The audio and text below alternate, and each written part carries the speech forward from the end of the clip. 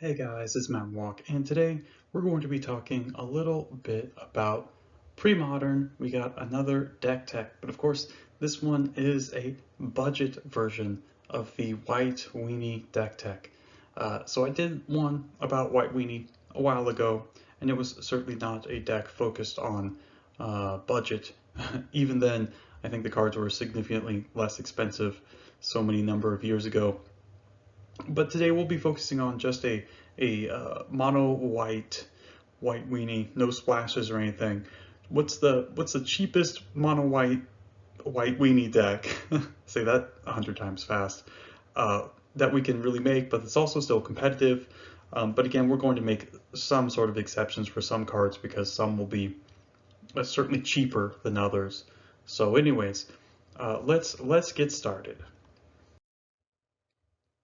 All right, and what we got now, of course, is White Weenie. Again, you got your aggressive dorks that often do other things. Then we got our spells that do all sorts of stuff, really powerful, great stuff, like swords, disenchant effects, in this case, abolish, Armageddon and or Cataclysm, right, as sweepers, well, not really sweepers, sort of in Cataclysm's case, but mostly just mainly as land destruction, mass land destruction. Random stuff like Reverent Mantra, which is just kind of a pet card I wanted to play, as well as Glorious Anthem to pump all of our dudes. And of course, our lands, we got some plains and Mishra's factories. Again, just basic plains because A, they're cheap. We only need white, really. And then, of course, the factories help us cast spells, some of our more expensive spells, as well as just being a nice mana sink in the late game, being able to just be additional creatures as well, avoiding things like wrath effects, good against things like humility, all sorts of cool stuff. So let's take a closer look at the deck. Okay, and now we're going to look at the creatures. Let's look at the creatures first. First and foremost, we got Ramosian Sergeant. And of course, we got this sort of small, sort of rebel synergy stuff. Ramosian Sergeant and Whipcorder, both rebels. Ramosian Sergeant can search up Whipcorder, which is very quite good. Very quite good indeed. So it's nice because Sergeant, another 1 mana 1/1, just a 1 drop. And of course, being able to activate its ability is excellent against decks where card advantage matters. Just being able to put more cards into play at instant speed, avoiding things like counter magic, is quite good. And Whip Porter itself is fairly strong against decks like that are packing Oath of Druids. Uh, Obviously, Whip Porter can completely shut down their, if they're running something like Phantom Neshoba, something like Phoenix, right, is going to be harder to deal with, but that's okay. That's okay. We can't hit everything in general, but Whipcord are very strong against strats that rely upon just one big dude, like Reanimator or whatnot. So lots of cool stuff there. So Ramosian Sergeant, Whipcorder had this nice little sort of small card advantage engine, just perfectly reasonable, right, cards on their own, and pretty sweet, pretty sweet. I like them. I like them. I love Whipcorder. One of my favorite cards when I first started playing. Anyways, now we have Mother of Runes. Mom is pretty obvious here to protect your other creatures from single target removal spells, any targeted stuff. Also, it gives you more resilience, right? So it makes your dudes want to stick around longer. You don't have a ton of ways to generate card advantage, but Mom basically gives you virtual card advantage. It requires 2 spells basically if they try to kill Mom and then they have to cast another instant in response, that kind of thing. So Mom, again, I don't really have to explain it. Again, a tried and true card, very powerful effect, especially for just instant speed, no mana cost. Very strong, very strong. Pretty unfun to play against. But that's why we love it. That's why we love it. All right, and now we have Silver Knight. Silver Knight, again, we played more Silver Knights than Soltari Priests. They're kind of like I don't want to say a pair, but these cards are typically better than something like the black equivalents, say like White Knight or those sort of things, because A lot of black decks can oftentimes run sweepers. Of course, they can also run edict effects, so they can play their targeted spells on the non-protection from black creatures, and then use their edicts on your pro-black guys. So you don't really get a lot of mileage out of the pro-black guys in general, right? Or think of something like Pernicious Deed. But stuff like Sly or Goblins or whatever rely upon a lot of targeted removal spells, and clearly protection from red is quite good there, quite good. So Silver Knight, very sweet, excellent wall against all the red decks, can hold off basically anything, and only dies to something like Curse Scroll, or perhaps something like Anarchy from the sideboard. Of course, Solitary Priest, mostly the same, but Priest is a little bit better because it has Shadow against decks that do have like a bunch of walls and things like that. Obviously, Solitary Priest can completely ignore those cards. But yeah, generally I think it's just better because the red decks tend to be more popular in general, but again, season to taste, right? Whatever your metagame dictates, you can adjust the deck. All right, and now we have Savannah Lions as the last one drop. Savannah Lions is sweet. It's a really, really strong one drop. It's the most efficient one mana aggressive creature, right, that you can play, and it does good stuff. It's strong, it's powerful, it has no drawback. Not much else to say about that. We want to adopt generally a more aggressive stance in general, although we do play some fairly powerful reactive spells, which we will get to in a moment. And last but certainly not least, True Believer. This is kind of a card that's a pre-sideboard sort of thing.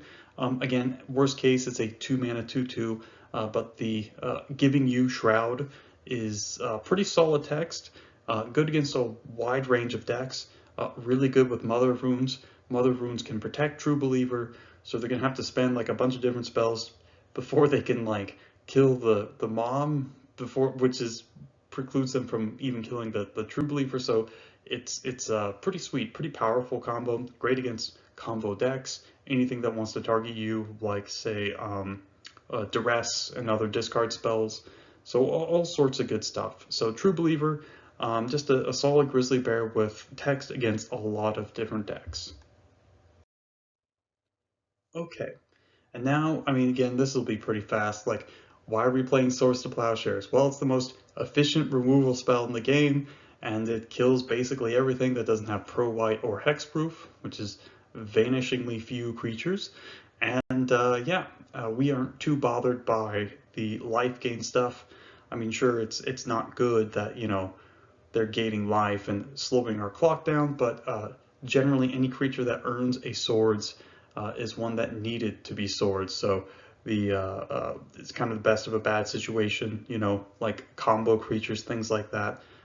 Typically, you gotta plow them, otherwise you'll be dead probably. You'll be up a creek without a paddle, as they say. Armageddon, just a great card against the more grindy control decks, mid-range decks, that sort of stuff, board control decks. Very, very strong against decks that really are relying upon casting a bunch of spells late into the game, more expensive spells, that sort of stuff. So Armageddon's very, very great there. Pretty awkward against like some of the combo or aggro decks, but Armageddon is super duper sweet, extremely powerful. Probably one of the reasons why the deck is even good in the first place is because like you can just easily take advantage of Armageddon. Putting a bunch of stuff into play, stuff that's hard to kill, protected by my mom of runes, and yeah, easy peasy, cast your Geddon, and then just swing out to victory, easy friggin' peasy. Of course, we have Abolish next. This could be Seal of Cleansing or Disenchant or whatever sort of artifact and enchantment hate spell. I like Abolish because we're running a bunch of planes, and it's a great way to, I mean, just obviously running more free spells is good, and 3 mana is not too significant of a cost. So yeah, Abolish is good. Could be other cards if you'd like. I like this one just in particular because we can support it, and the upside's pretty high. Reverent Mantra, yeah, mostly just a pet card. I like Reverent Mantra. It's very cool and very sweet. This is certainly not required at all, but I like running free spells, and never got to play with this too much back in Standard. So Yeah, sweet card. And last but not least, Glorious Anthem. This turns our board of weenies into slightly less weenie creatures. So slightly more threatening, allows us to put out more damage and more pressure on our opponent without necessarily exposing us to things like sweepers and whatnot. So yeah, Glorious Anthem, pretty sweet. You gotta love that Kev Walker art. I think this is just the best version of this type of effect, although there are obviously a bunch of other different versions of it. But anyways, let's move on. All right, and now we have basically just two cards. Planes, we're a mono white deck, so yeah, we're going to be playing a bunch of planes. And Mishra's Factory. Factory is just great against control decks, any sort of deck where you're trying to get the most value out of all of your cards. So it could be a land to help cast some of your spells, as well as being a card that's a mana sink late in the game, dodges Humility and Wrath and all sorts of other stuff. So yeah, Factory, very sweet card, doesn't need a lot of introduction. Yeah, so this is the pretty simple stuff.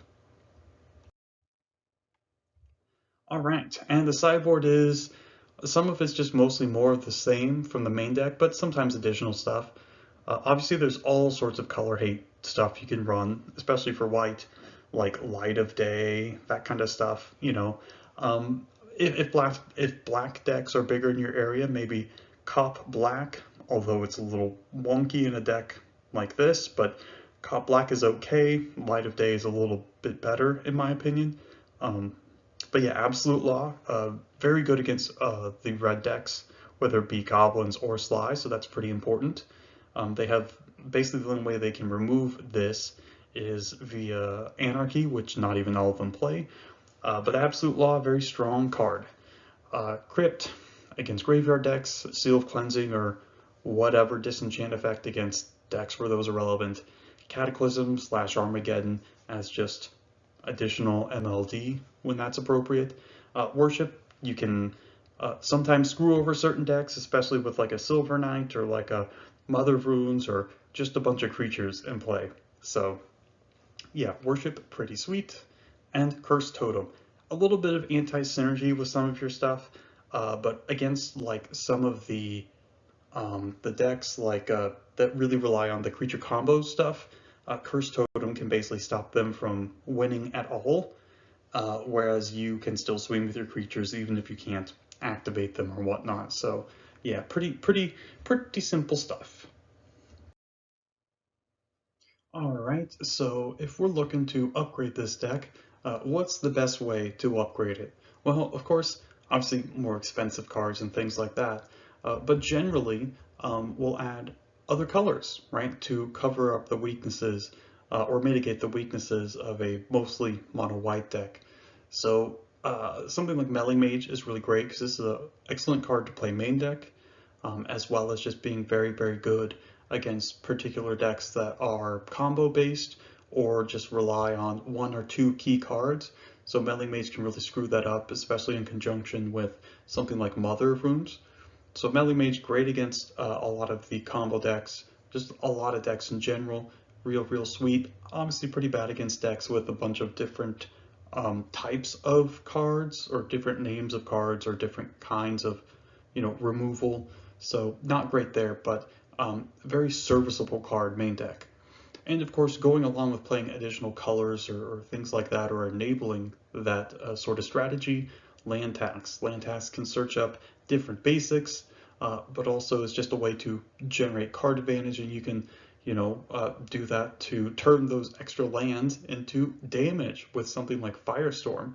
Firestorm being a very powerful card. Even some of the old white weenie decks used to play Firestorm and then land tax with Firestorm, turn all those additional lands into just damage. Firestorm really great for converting these additional resources into board impact. So that's pretty sweet.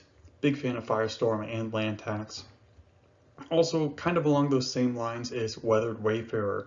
Wayfarer wants you to play some number of fetch lands, right? Because you can activate the fetch land with the ability on the stack. You can activate the Wayfarer, obviously, if you have less lands than your opponent, but that's, the fetch lands activations will facilitate that. So Wayfarer is great, can tutor up things like Wasteland or Dust Bowl, or even the factories that we're playing, all sorts of cool stuff, Core Haven. So Weathered Wayfarer is a pretty sweet card. Just a steady stream of Wastelands themselves is pretty strong. So that's something to look into, or even just Wasteland by itself might be useful as well. Although you probably don't want to play Ganon and Wasteland, that's a little bit anti-synergistic, but there's a lot you can go on here with it. Again, think of different color cards, like there's Sylvan Library or Duress, that'll give you all sorts of other different effects not available in white that are easily splashable, especially with something like Undiscovered Paradise. Undiscovered Paradise being a 5-color land that returns during your untap step if it's tapped. So it's kind of like a painless City of Brass, but of course it has a ton of synergy with stuff like land tax and Weathered Wayfarer, and it produces 5 colors of mana, so you can splash all sorts of different colors, which is pretty strong, pretty sweet. So yeah, there's all sorts of different directions you can go with this deck, which is pretty cool, pretty cool. So that's it, guys. That's basically all we got today. Just wanted to give you a nice quick deck tech for a deck that I think is fairly competitive, fairly viable. You can upgrade it into a better version of itself, and the deck can go in all sorts of different ways. There's innumerable different colors and cards you can play. So yeah, a lot going on, a lot going on. So if you like the deck, if you're playing it, you're like, oh, I invested like 30 bucks in this deck to get the rest of the cards, and I'm playing it and I like it. Well, there are upgrade paths for you. There's all sorts of different versions of this deck you can play. You can go onto TC decks to look up all the different other decks that are playing. I've highlighted some of these different kind of white weenie decks before, but yeah, pretty sweet, pretty fun, a great way to get in the format with a fairly cheap deck that, you're never going to quote unquote lose, right? It's always going to be more or less viable, right? Because it doesn't change that much in these sort of static formats. So yeah, there you go. So thanks for stopping by, guys, and have a great day.